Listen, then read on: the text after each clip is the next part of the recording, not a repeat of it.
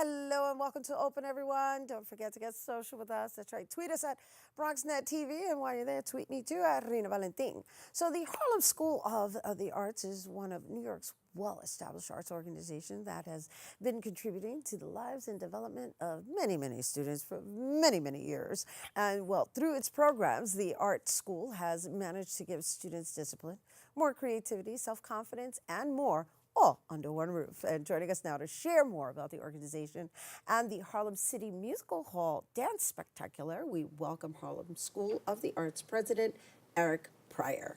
Hello. Hello. And welcome. Thank you for having me. Thank you for being here. And I always greet everyone with acknowledging you, thanking you for your service, because the next generation is our world. All right. Well, thank you for yours as well.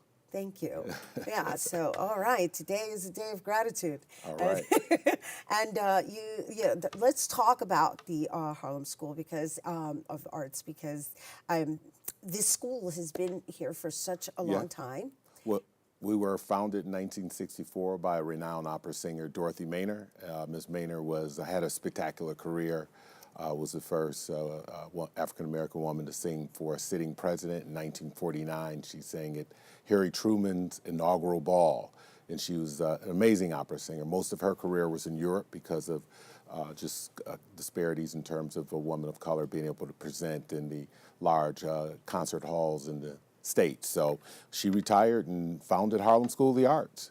And then after her finding this Harlem School of the Arts, somebody made a generous donation. Yeah. I've often said if there was a Mount Rushmore of Harlem School of the Arts, it would be Dorothy Maynor, our first president, Betty Allen, and the third person would be Herb Alpert. Harlem School of the Arts went through a real troubled time where it closed for a brief moment. Herb read about it in his house in Malibu, California, and felt like he wouldn't have had the success in his life if it wasn't for him being introduced to a trumpet as a child, and called Mayor Bloomberg and sent $500,000 immediately and said it can't close. And since then, he's given close to $12 million. So it's close to $12 million. Yeah.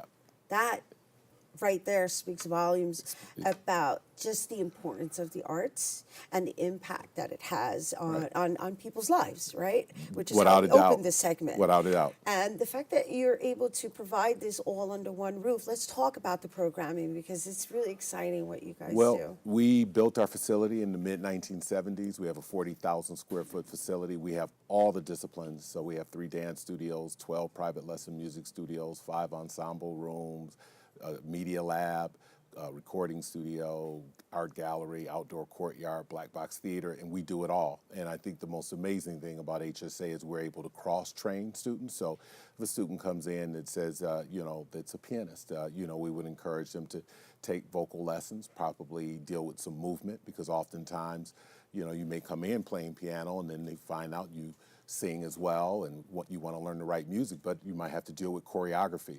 So the idea is really to just cross-train and make certain that students are prepared. And you just never know where your career will land you. When we first looked at LL Cool J, we didn't think of him as an actor. But that is who he is now. Right. So really, if you really want a long career, particularly in the arts, the best thing you could do is train across the disciplines right off the bat.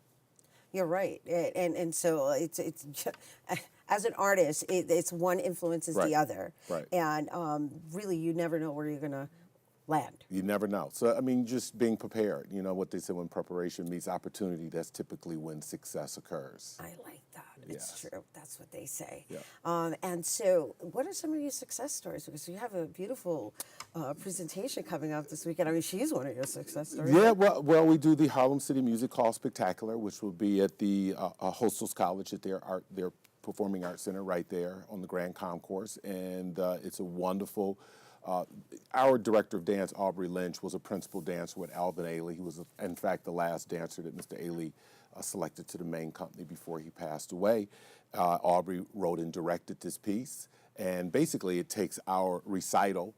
He will be 2 guest artists, Turk Lewis, who is a dancer with complexions, contemporary ballet, and another young woman from the D.C. area who's also going to be a ballerina in the show, and they'll work 300 kids around these spectacular dancers and tell this story of this young girl, Raven, who, wants to dance and sneaks backstage and, just sort of gets introduced to this mythical world of dance. So it's really quite dynamic. I just went into the visuals of 300 Yes. dancers. Yes. Wow. Yes. Just to manage that is... It's a lot. I sat in on a rehearsal yesterday, and I was like, I don't know how they remember it all. And it was just amazing. It's amazing to see. I love watching the artistic process unfold, and with that many moving parts, it's a chore. I mean, it's a lot.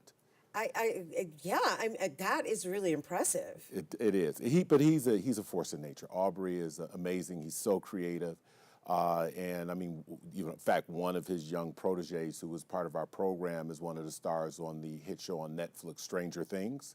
I don't know if you've ever seen the show, but the young African-American boy. Who hasn't seen Stranger Things? Caleb McLaughlin, who is plays on the show, the young African-American young man on the show, is one of HSA's own. We're very proud of him. In fact, he's one of our honorees at our masquerade ball gala this year. When's that? That will be in October 22nd. Okay, so we have time for that. We got time. We can come back and talk about that. Exactly.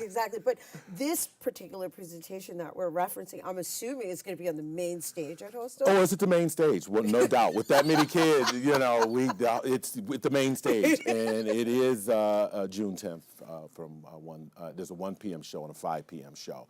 And so we're very, very, very excited about it. So do you often put on presentations? Oh yeah, we have shows constantly. At this caliber though, like of we just had performers. Well, we typically only that many with the dance recital. Okay. Now I would say we just finished a musical that we did with Tamara Tooney, who is an actress who's noted for her role in Law and Order. Yeah. And Tamara wrote a play called Jazzland, and in that show we had about 50.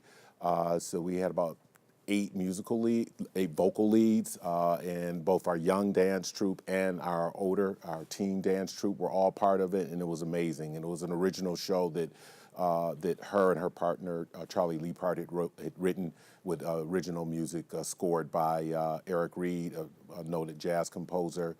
So we do shows. I know. I'm listening, and what I really love is that you're allowing these children to just be in the presence of people who have succeeded in the business. Oh yeah. So it's not just studying the arts for studying it. It's kind of like here are people who are making their living, and this is their occupation. This is what they do for a living. Right. Well, we look at it in the pillars. There's the studio training that occurs, and then there is the performance training. Because I know when we first I went to their first rehearsal when we did Jazzland, and Tamara said, "Here's your highlighter, here's your pencil," and really just took them through what she deals with as a professional. Right. Yes. And then there are talks. We've had Michael Bivins, we've had Mario Van Peebles, we had another of our alumni, Zazie Beetz, from the hit show Atlanta, and now she's on Deadpool 2 playing Domino. She's an HSA alum, so very proud of her as well. Yeah, so, that's it. I mean, our kids, they're not only training in the studio, but we really give this sort of 360-degree,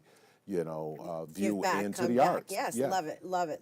It's awesome. So before we go, we want to share the summer programs, because you have summer programs. We do have a summer camp, Artscape, and our Artscape program, kids 4 up to around 12.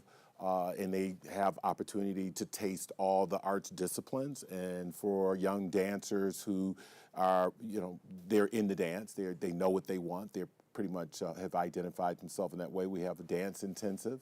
We also have a theater intensive going on this summer, as well as we have private music lessons all summer as well. And all of those things pretty much start right after the July 4th holiday. So it's like July 9th will be the startup for all of our summer activities. So, but it's open for registration? Oh, yeah, it's open for registration. And so we're talking about 2-week programs, right? Is it 2 weeks of each, like you get to decide? Well, the camp is like 2-week sessions. You don't do the whole long summer anymore because people travel, they vacation, and so they can sign up for with the camp all 6 weeks, or they can just do the first 2 weeks or the second or the third. So when they do the 2 weeks, so what I Right. guess I'm asking is like the intensive, is it just dance, like you go into the dance sector, or do you sign up for the theater sector? The dance intensive is dance. Dance, that's it. The theater Okay. intensive is theater. Got it. The camp is more about, like I say, it's more about the exposure, enrichment. It's oftentimes kids who really haven't really tried the arts. It's a way for mom and dad to sort of immerse them in that environment and let them taste a little bit of visual arts, dance, theater, music, and they have an opportunity to see what they like to do. Beautiful. Thank Right. you. Thank Thank you. you. Thank you. And Thank you. And they're going to have an opportunity to see it come into fruition June 10th. That's right, because the Harlem City Musical Hall Dance Spectacular is going to be taking place on Sunday, June 10th at 1 p.m. and 5 p.m. at Justus Center for the Arts and Culture, which is located at 450 Grand Concourse in the Bronx. And for tickets, you can go to hsanyc.org. And, well, stay tuned because Bobby C's Weekly Sports Roundup is coming up next.